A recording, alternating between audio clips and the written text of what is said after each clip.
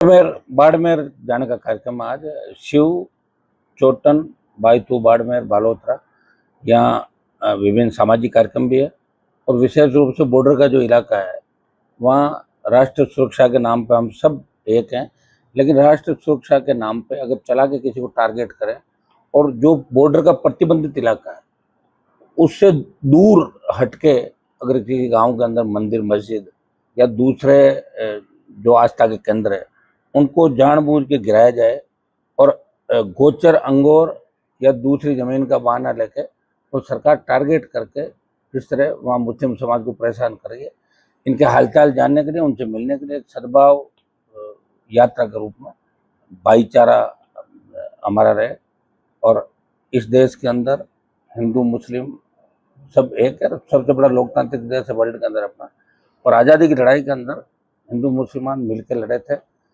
चला के सरकार वहाँ लोगों को टारगेट कर रही है, इसकी जानकारी मुझे मिली। एक डेलीगेशन जयपुर आवास में मुझसे मिला था और इसको लेके आज मैंने दौरा रखा है। शाम तक का कार्यक्रम बाड़मेर के सीमावर्ती इलाकों का रहेगा। सर, खासतौर से इस परिस्थिति में जब ये मामला सर, देखिए, प्रधानमंत्री जिस तरह भारतीय जनता पार्टी की सरकार दूसरे दलों में तोड़फोड़ कर रही है, इनका क्या मकसद है तो यही जाने, लेकिन देश के अंदर जिस तरह बेरोजगारी बढ़ी है, सेना को जिस तरह ठेके पे दे दिया, बढ़ती महंगाई और जो हालात देश के अंदर बन रहे हैं, प्रदेश के अंदर बन रहे हैं, वो ठीक नहीं है।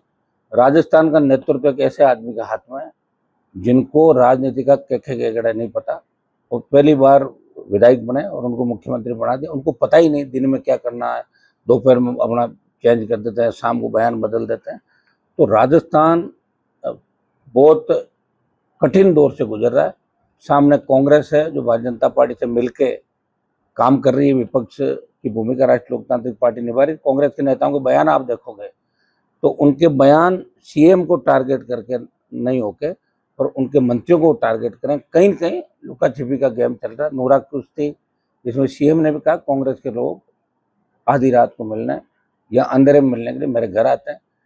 जिन मुद्दों को लेकर बीजेपी राजस्थान में सरकार में आई, उसके अंदर एसआई भर्ती, पेपर लीक, आरपीएससी और जो भी घटनाएं थी, एक वीक सीबीआई को इन्होंने रीट की जांच तक नहीं सौंपी। इससे अंदाज लगा सकते हो कि कांग्रेस बीजेपी मिलकर राजस्थान को लूट रहे। लंबे समय से राष्ट्रीय लोकतांत्रिक पार्टी मजबूती से राजस्थान में विपक्ष की भूमिका निभा रही है और जिस जगह में बैठा हूँ ये पूर्व मुख्यमंत्री का इलाका है, लेकिन नजर नहीं आ रहा है यहाँ भी कांग्रेस मुझे कहीं नजर नहीं आ रही। सिर्फ कांग्रेस के लोग बीजेपी पे छींटाकशी करते हैं, सड़कों पे कांग्रेस का कोई आंदोलन मुझे नजर नहीं आ रहा है। और ऐसी हालात में राजस्थान को तीसरे विकल्प की आवश्यकता है और प्रधानमंत्री जी से तो हमें तो कोई उम्मीद नहीं है। ये रिफाइनरी लंबे समय से पहले राजनीति की बैंड चढ़ चुकी थी। बहुत पहले रिफाइनरी अगर चालू हो जाती तो बहुत बड़ा रेवेन्यू राजस्थान सरकार को मिलता, लेकिन दुर्भाग्य से ही राजनीति की बैंड चढ़ गई। और अच्छी बात है, उनके सामाजिक कार्यक्रम है और राजनीतिक प्रोग्राम मैसेज देना चाहते हैं तो इसी में उलझे रहते हैं। हमने बनाया, हमने उद्घाटन किया, ये किया, वो किया, इसी में कांग्रेस बीजेपी। और राजस्थान के अंदर जो हालात बन रहा है, आप देखिए जिस तरह क्राइम बढ़ा, जिस तरह आग लगने की घटनाएं हो रही राजस्थान में, मुख्यमंत्री जी के आने के बाद आप देखो चलती बस में जो आग लगी। अग्निदेव राजस्थान से नाराज है। मुझे लग रहा है जब तक भजनलाल जी नहीं हटेंगे इसी तरह की घटनाएं राजस्थान में, मैं इसका तो नहीं कह सकता भविष्यवाणी, लेकिन दुर्भाग्य इस बात का कि कोई सुरक्षित नहीं, कुछ भी हो जाए।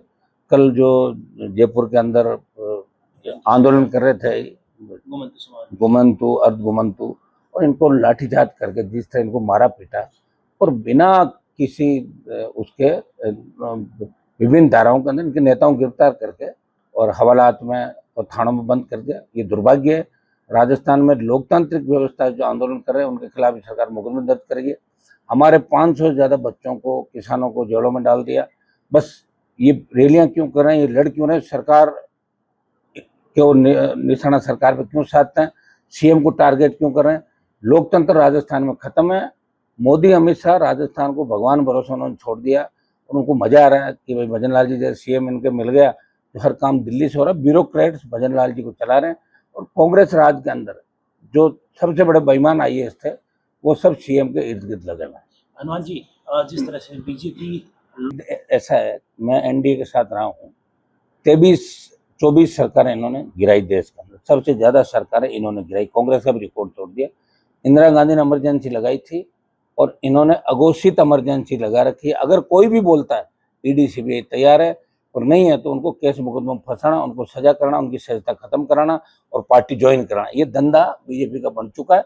और कहीं कहीं बीजेपी की नजरें और दिनों पे ये चाहते हैं कैसे न कैसे करके 2/3 मेजोरिटी हम लाएं ताकि हम आने वाले समय के अंदर और सत्ता में, ये इनका मकसद है। इसके अलावा कुछ भी नहीं है। कानूनों में बदलाव करने जो है ना, हनुमान बेनीवाल तो कभी नहीं जाएगा। मैं कभी नहीं जाऊंगा। अभी 29 का जो कमिटमेंट है, मैं बीजेपी के खिलाफ जीता हूँ और 28 के अंदर हम लड़ाई लड़ेंगे तीसरे मोर्चे की।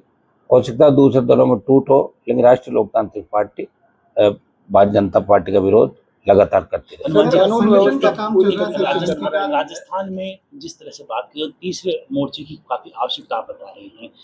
आरएलपी संगठन को किस तरह से मजबूत करके हर जगह पे अपने कार्यकर्ता, अपने उम्मीदवार खड़ा करेगी? हमारी फौज हर बूथ पे, हर गांव, हर ढाणी के अंदर है। अब तो आदिवासी ट्राइबल, आपने भरतपुर की रैली देखी होगी जहाँ लाखों लोग आए। वहाँ बार का मुझे बारी बताया गया कि भरतपुर आने नहीं देंगे। सीएम ने प्रयास किए, गृह राज्य मंत्री ने, वहाँ के कई बीजेपी नेताओं ने। आपने देखा होगा कि राजस्थान का जवान बदलाव चाहता है और राजस्थान का जवान इस बार बदलाव करेगा। भाजपा कांग्रेस को घर बिठाएगा। आप देखना कि ये साल 26 और 27, उसके बाद भारतीय जनता पार्टी की रैलियों में आपको कोई नजर नहीं आएगा। कल जो सीएम का इन्होंने स्वागत का कार्यक्रम रखा, मतलब एक मजाक का पात्र बना दिया मुख्यमंत्री को।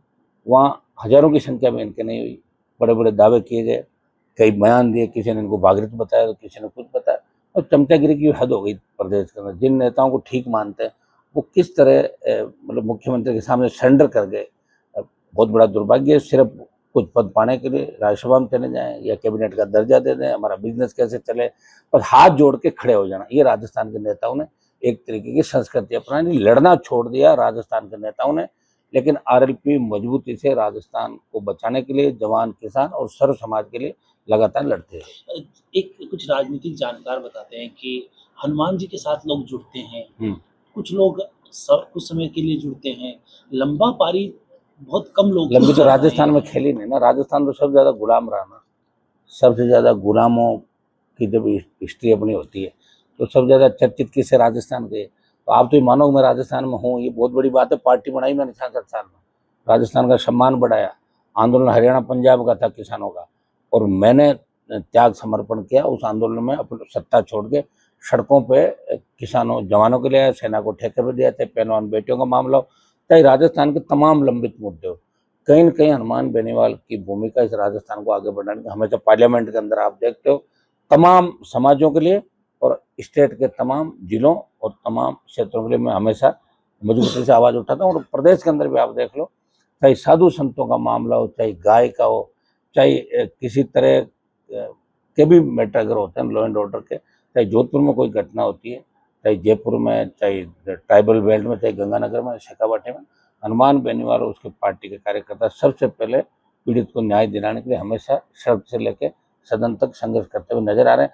हाँ, कुछ लोग आते हैं मेरे पास पॉपुलर होकर भाग जाते हैं, ये कोई नई बात नहीं, हमेशा से होता रहा। जिस दिन हमारी पार्टी मजबूत हो जाएगी, जिस दिन अच्छे विधायकों की संख्या आ जाएगी, उसके बाद कोई नहीं भागेगा। सर, आरएलपी की सभाओं में और रैलियों में भीड़ बहुत आती है। 10 लाख। जगन गुज्जर को ये देखिए, इसके अंदर जेल का जो सिस्टम है, निश्चित रूप से ऊपर से लेकर नीचे तक जेल अधिकारियों और वहाँ के आपसी जो मुलाकात है, उसके बाद ही जगन की हत्या की गई।